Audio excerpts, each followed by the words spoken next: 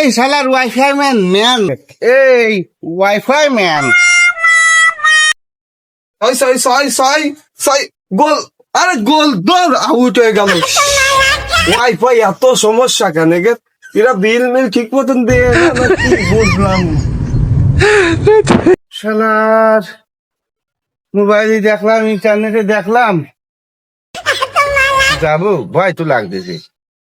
ইন্টারনেটে দেখলাম পায়খানা করতে গেছে, যাই প্যানের পরে বসলি উপায় ছেড়ে দিচ্ছে সাপে, একদম ফাঁসায়। এমন কুফানো কুফাইছে সে আর বাইছিনি। আমি শালা কাজের লোকটারে কলাম যে আমার এই টাটি, আমার এই বাথরুমটা একটু ভালো করে ঘুষাই গেছাই রাখ। এ শালা শুনলো না, গ্রামের লোক তো। ওরে যদি কথাম যেমনই যারা ভিত্তি তুইও যাবি না আমিও যাবা না, টাটিটা গুছাই তো তালি মনে হয় ঠিকই থতো। বলো না দেখি এই বাথরুমে যাবে, তাহলে যা, তাহলে একটু দেহে শুনে বসবে না।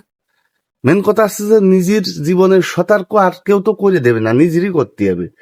কিরে খলমাল খলমাল শব্দ আছে কোনে? ওরে বাবা, শেষ করেছে তো, বাড়িওয়ালা উঠেছে। ওরে আল্লাহ, যারে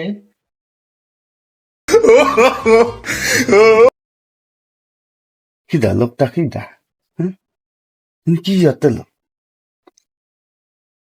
আমার এই জন্যই গাছের লিচু থাকতেছে না, ডাব থাকতেছে না, এবার সে কাঁঠাল থাকতেছে না, আম থাকতেছে না।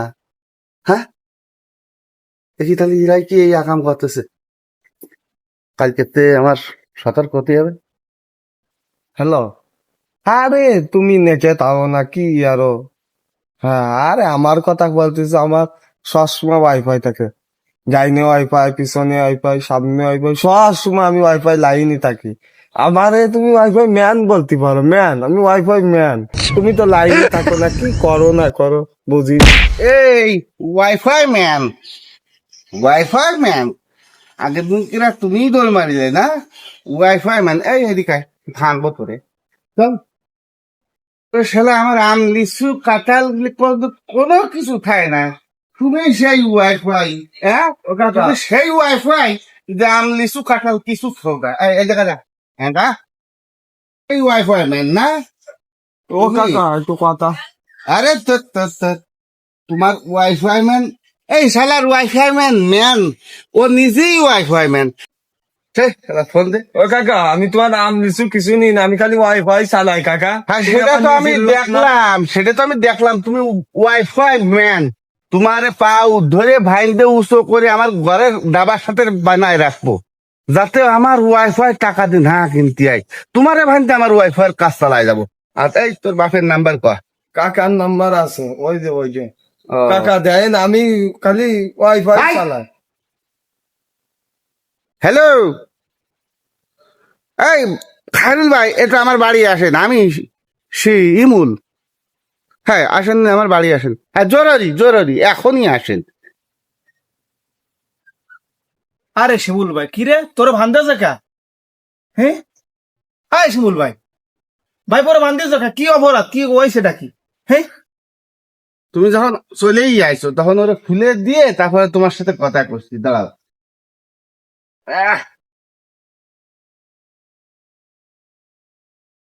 কা শোনেন, আমি ওই লিচু মিচু মাছ পাছ ওইসব কিছু মারি নে কাকা, কিছু কিছু নিই নে, আমি খালি ওয়াইফাই চালাই। আমার এই হলো অপরাধ কাকা।